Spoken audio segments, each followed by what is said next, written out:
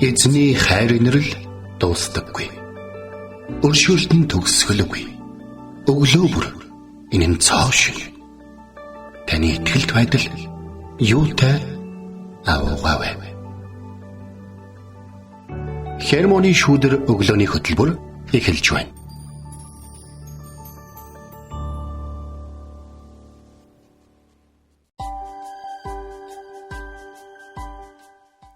Өглөөний мэнд. Өглөөний мэнд. Итгэл радиогийн эфирээс Хермоны шүдэр өглөөний хөтөлбөр эхлэхэд бэлэн болсон байна. Эфирт пастор Сайна болон хөтлөгч бэлгэнээр ажиллаж байна. Сонсогчдаа сайхан амарсан уу, танд өглөөний мэндийг хүргье. Сайхан нарлаг өглөө биднийг өгтөж байна шүү, тэ? За тэгээд маш их одоо амжилт бүтээлээр дүүрэн адал явдлаар дүүрэн бас нэгэн 7 хоног бид үтгэж байна гэж. Тэгэхээр израильчууд нөгөө нэг өдрийг урд оройн нэхэлснээр тооцдог байхгүй. Төмөрөж гисэн баг тэгж тооцчихвэл зүгээр санагдсан шээ надаа. Аль хэдийн өдөр ихэлцэн гэж үздэг байх нь шүү дээ. Тэгвэл нөгөө нэг тэр өдөрт нөгөө бэлтгэхэд ингээд бидний зүрх сэтгэл оюун бодол мэдрэмж бэлэн болчихно. Аль хэдийн өглөө болоод тэр өглөөг ухцсан байна гэж бодох нь шүү дээ, тий. За тэгээд би нэг ийм үг уншлаа л да. Та итгэлээсээ илүү мэдрэмжтэй анхаарлаа төвлөрүүлвэл муу нэгэн таны мэдрэхүүгээр дамжуулан амьдралыг тань удирдах гэж оролдох болно. Тиймээс итгэл дээрээ илүү төвлөрөөрэй гэсэн үгийг уншижээ. Тэгээд бидний мэдрэмж тэ заримдаа ингээд сэтгэл мэдрэмж одоо биднэр дээр одоо ажиллах тэр муу нэгэн ажиллах тэр нэгэн талбар болдог байна гэж ингээд бодохоор бас айгүй нөгөө анхаарал болгоомжтой байх нь айгүй чухал юм байна гэж бодчихлоо. Тийм. Нөгөө нэг би түрүүний нөгөө нэг мэдрэмж болоод нөгөө итгэлийн талаар чанхуулчих үед нөгөө нэг орой болгон би юмаа бэлд тавьдаг байхгүй. Тэгтээ нөгөө нэг маргааш бол эзнийх шүдэ гэдэг үг байдаг ч гэсэн орой болгон маргааш хэрэг болно гэд хэдэж зарим хэрэг болохгүй төлөг ч гэсэн түнхэнтэй хийж бэлдэг. Гэтэ сонирхолтой нь юу гэхээр эзэн яг миний итгэлийн дагуу заримдаа зөвхөн миний зүгт байх тохиолдол зөндөө олон миний амьдрал тохиолдсон. Гэхдээ бид нар ингээд муу юм болох гээд байгаа юм шиг тэр мэдрэмжиндээ бас хэтэрхий захирагдах нь ямар аюултай болохыг сая сонссон бахаа гэж бас санааг бодож байна л та. Тэгэхээр юун төрөнд та итгэлээ тэ нэгдүгээрт тавиарай. Итгэлээсээ илүү мэдрэмждээрээ илүү бид нэр анхаарад миний мэдрэмж, миний эзэн совь нэг ингээд байдаг бид нэр ярьдаг шүү дээ тэ. Тэрэн дээрээ төвлөрөх тусам тэрийг муу нэг илүү ашиглаад биднийг буруу тийшээ хөтлөн дагуулах боломжтой шүү. Магадгүй түүгээр дамжуулаад бидний мэдрэмжээр дамжуулаад тий одоо хин нэгэнтэй эвдрэлцүүлэгч бүрэн боломжтой байдаг. Тэгэхээр илүү та итгэл дээрээ төвлөрөөрэй гэж энэ өглөө бас сануулж байна. Тэгээд энэ гайхалтай өглөө эзний өмнө хамтдаа ирж түүнд алдар магтаалыг өргөцгөөе.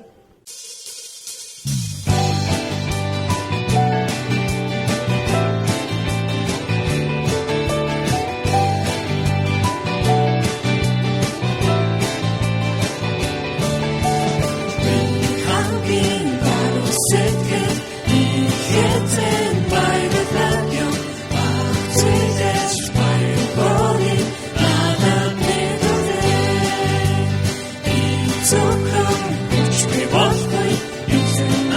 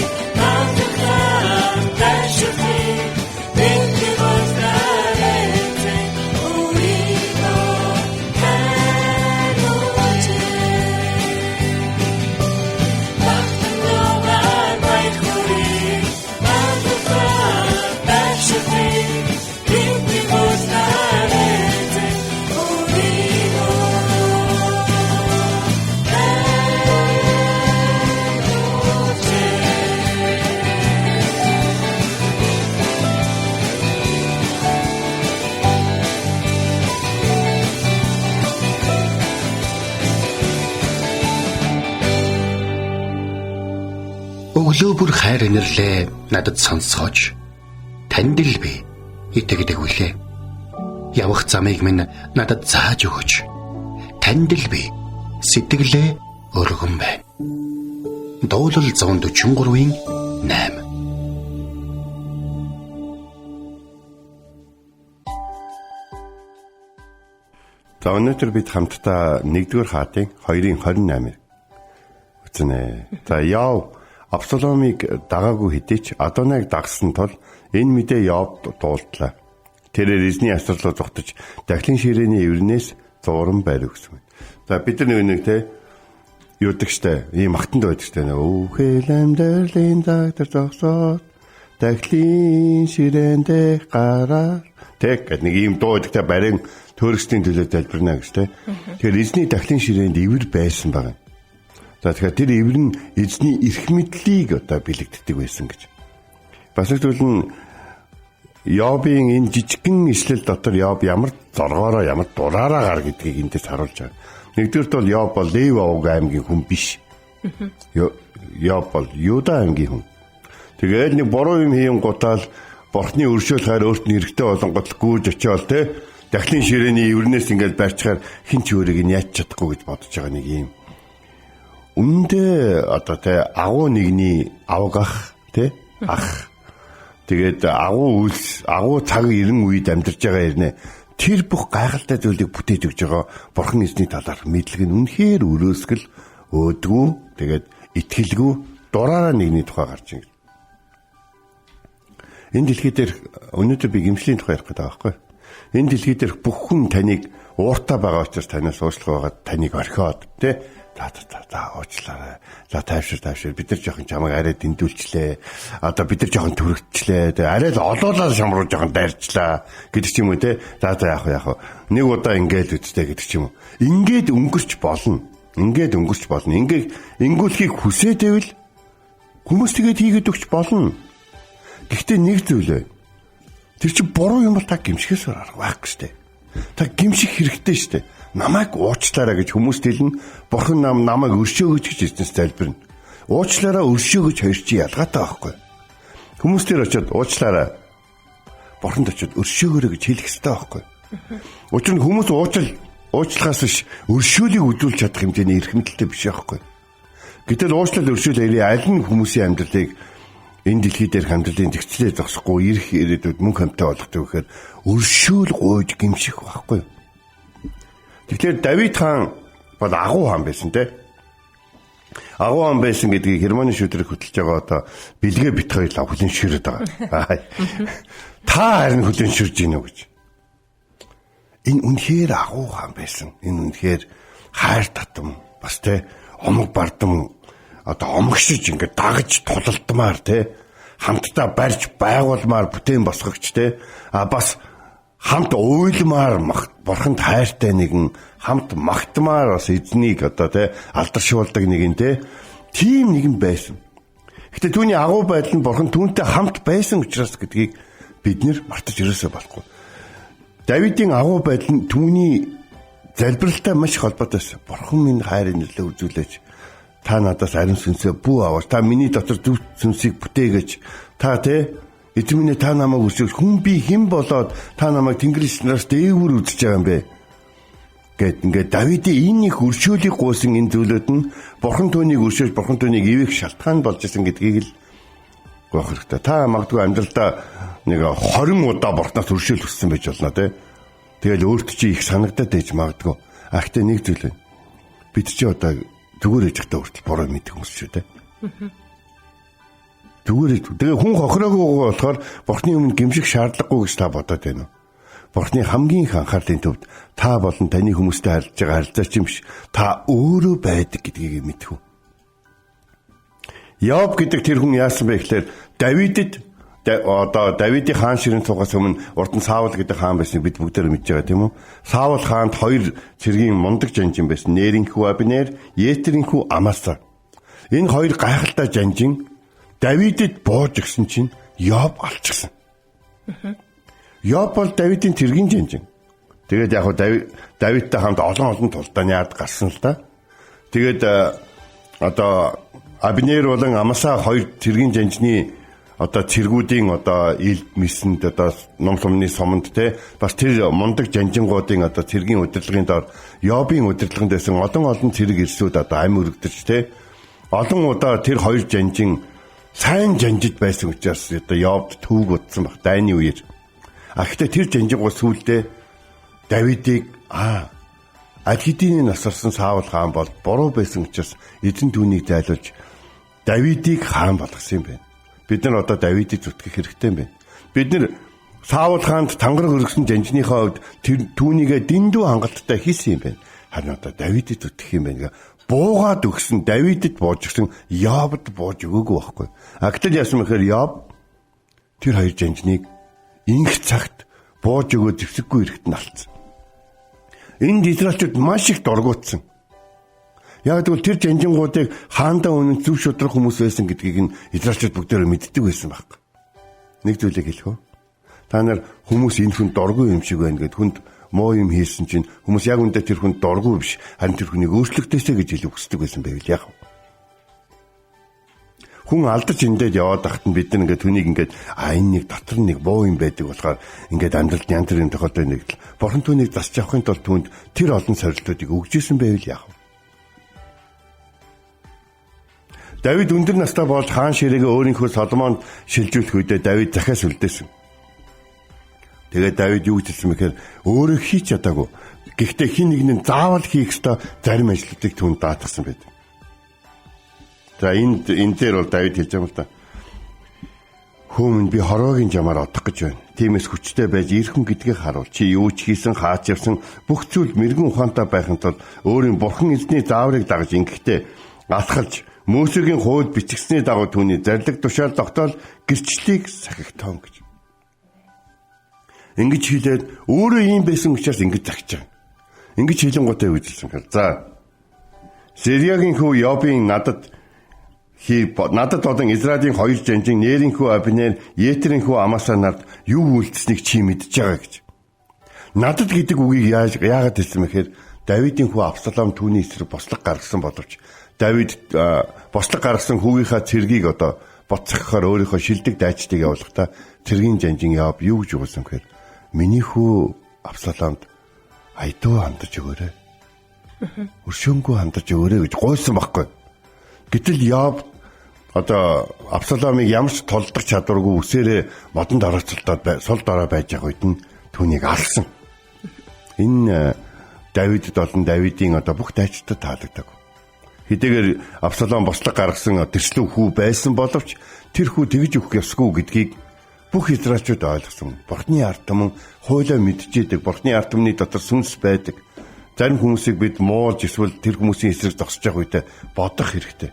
Бурхны сахилгажуулж байгаа хүн Бурхан хайртай хүнээс сахилгажуулдаг гэдэг үгийн дотор байгаа гэдгийг санах хэрэгтэй. За ингээд надад болон тэр хоёр жанжинд юу хийснийг чи санаж байгаа үстэй. Миний хүү Соломон чи тэдний буурал толгойг Йобын буурал толгойг цустай над өгөхсдийн орн руу явуулаарай гэж хэлсэн. За ингээд Соломон хаан ширээн цуусан чинь Соломон яг л эцгийнхаа дагуу ингээд хийх ёстой зүйлүүдийг хийж эхэлсэн. Жишээ нь Соломонд Бурхан Давидад юу өгсөн байсан мэхээр чи сүм барина. Аав нь барихгүй юм байлээ. Аавынх нь гараг дэндүү их дайны тусанд одоо нялгдсан учраас аав нь барихгүй харин миний хүү барих юм байлээ шүү. Тийм учраас аав нь харин бүх материалыг нь бэлдсэн гэж. Хоёрдугаарт нь юу гэсэн бэ? Аав нь тэднийг засаглаж шийдэж чадсангүй хоёр хүн байна. Нэгдүгээр чимээ, хоёрдугаарт Йоб байна. Йобыг чи заавал засаглан шийдэх ёстой шүү. Тэр хоёрыг засаглан шийдэхгүй бол Израилийн болон Бурхны ард түмэн бүгдөө ямар нэгэн ядаас амьд авах цагтаа мултарч чаддаг юм байна. Тэ хүмүүс ингээд өршөөх хүнээ өршөөгөөд өршөөхгүй хүнээ ингээд юудаг юм байна гэж хоёр нүртэй ханддаг юм байна гэсэн бодол төрж байна. Заавал тэднийг шийтгэж шүү гэсэн. За ингээд Давид нас басны дараа Соломон Йобыг дуудсан. Дуудангууд Йоб дутаж очиод эзний өргөөрөө гүйж ороод дахин ширээний өрнөөс бариад зогсож байгаа. Чамаа хаант нь дуудаж ирсэн. Хаант намайг алах гээд аваад энд ална үз гэж. Тийм үү? Хаанта таны зарилгийг дамжуулсан боловч Йоб дахлын ширээний эврнээс бариад өргөнөөс гарч ирэхгүй байна. Оо тийм үү? Тэгвэл тэнд нь ал. Эзний өргөө бол эзний өргөө бол байна шүү дээ, тийм. Гим нүглээ халахлан гим нүглээ өөгшүүлэх гэж. Эсвэл тэ өөрсдийнхөө буруу зүйлийг ингээд ариун гингээнд дүр төрхөөр халахалж бусад хүмүүсийг шүүж шийтгэж дарамтлах гэж байгуулсан юм бол биш үү. Эзний өргөө бол хүн болгоны өмнө би бол бурхан, харин та нар бол миний өршөөлгүйгээр амьдарч чадахгүй сул дорой хүмүүс шүү гэдгийг нь ойлгуулдаг газар байна. Хэсгийн нэгэн дураараа үржээд та уучлахгүй бол болохгүй шүү. Таны өргөөн дотор хүн алчна гэж арай байхгүй үстэй гэж бас бодож болохгүй. Хуучин гэрээнд өчтөр бид нэг би ариунаас ариун гэдэг дууг сонсож байгаад надад санагдчихсан нөхөр. Тэргүүн дахилжил ордог ариунаас ариун газар зүгээр хүн яваад орчих юм бол өвчтдөг байсан.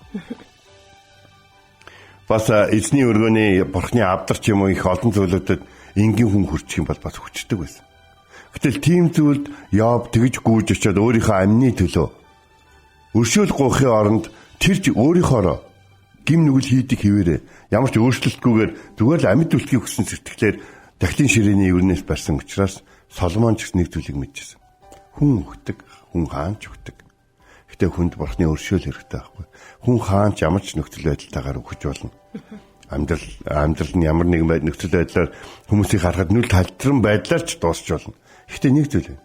Хэрэв итгэл найдвар болон бурхны өршөөлийг хүртсэн бол тэр мөнхөд нулимсгүй, зовлонгүй, өвчнгүй тэр газар очих бол. Хэрэв тэр газар очино гэдэгтээ итгэхгүй бай. Энэ дэлхий дээр Йоб шиг хувтайлан хүлээж авах.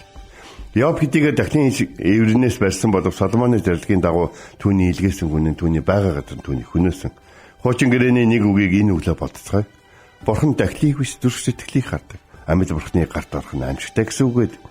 Йоб юу хийж байгаагаа үргэлж мэддэг байсан нэг нь. Йоб тэр өдрийг хүртэл эзний дахлын ширээний өмнөж хүндэтгэл өргөсөн тухай Библиэс уншсанаа би л санахгүй байна. Харин түүний дүү Давид өглөө болон очихт нь Йоб түүнийг хардаг байсан бахаа гэж би бодож байна. Тэгэхээр та бүхэн нэг зүйлийг та бүхэн эзний өргөө гим нүглээ халахлах гад байдлаар эсвэл өөрийгөө өмөрөх байдлаар хэрэглэе гэж бодож байгаа бол жоохон буруу ойлгосон байна гэж. Эзний өргөө бол энэ дэлхий дээр байгаа хүмүүс өөрөөс нь өршөөлгүйж, өөртөө нуулзах, өөртөө нь ярих газар, өөртөө нь залбирах газар гэж Есүс хүртэл эцгийнхээ өргөөний талаар хэлсэн байдаг юм шүү. Амен. Энэ цагт эзний өмнө нэрцгээе. Тэгээд мөн зүрх сэтгэлээ нэгтэлцгаая. Эзэн та миний дотор цэвэр зүрхийг бүтээгээж хэмээн хамтдаа хэлцгээе.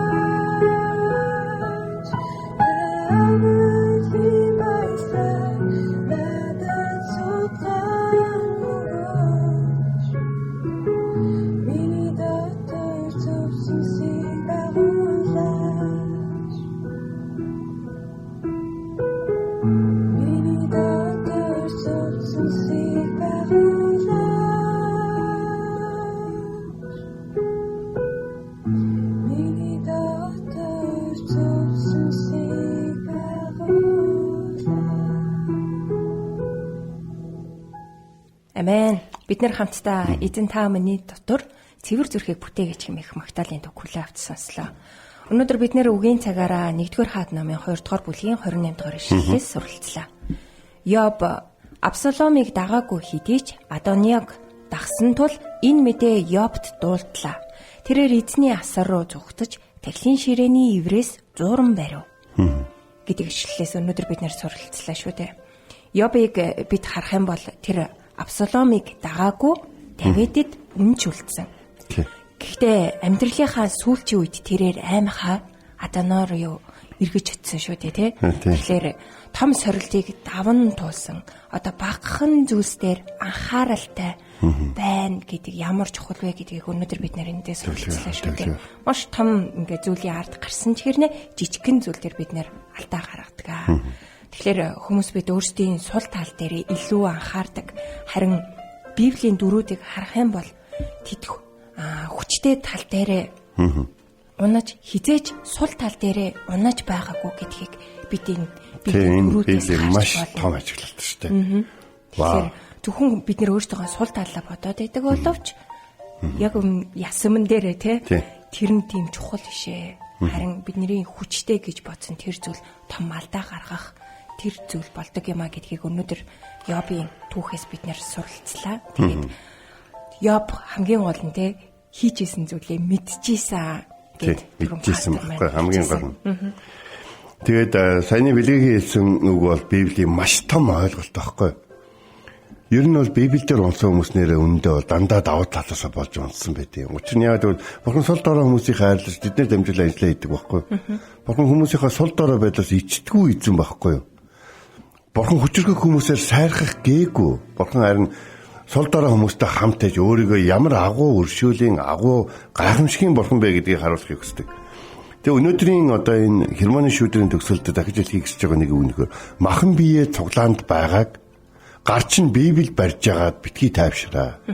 Харин Библи гараараа Библи барьж байгаад нүдэрээ уншиж тархиндаа тогтоосон үгээ зүрх рүүгээ оруулахдаа анхаараа. Та цуглаандаа очиж чадаагүй хичнээн хугацаа өнгөрсөн би сайн мэдгүй битгээр сайн мэдгүй. Гэхдээ нэг зүйл та өөрөө сүмштэй гэдгийг хэдэж мартаж болохгүй гэж. Тэр сүм дотор өнөөдөр энэ дэлхийн өш хонзон янз бүрийн юмныг бити хураад цуглуул тэр чинь тийм юм цуглуулдаг агуулгах ш. Чөлөөл хүмүүс очих ёстой хайрын илгээмжүүдийг дүүрэг хүмүүст очих ёстой бурхны өршөөлийн тухай бурхны урмын ачаа бараануудаар дүүрэг. Тэгээ хүргэлтээ ихий та өөрөө эзний ариун сүм гэдгийг хэдэж мартаж болохгүй.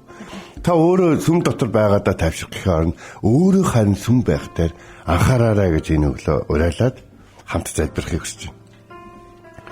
Орчлын ертөнцийг бүтээсэн бидний хайрладаг бидний агуу эзэн минь танд баярлалаа. Та хэнийг сонгож байгаагаа мэдсэн.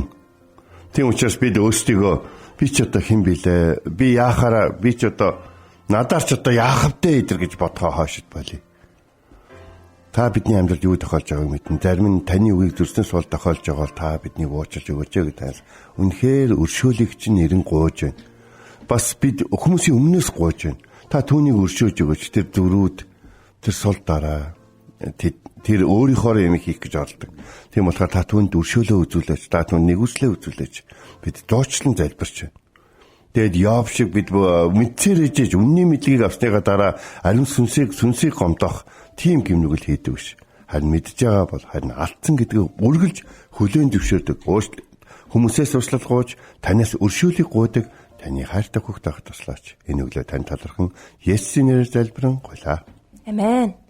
Энд хүрээд хермоны шүдэр өглөөний хөтөлбөр өндөрлөж байна. Бидэнтэй хамтайсан сонсогч танд баярлалаа.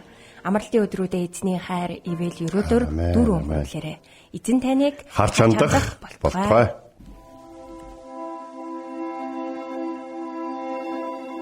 Эзэн зүрхийг чинь Бурхны хайр ба Христийн төвчөрт чиглүүлэх болтугай.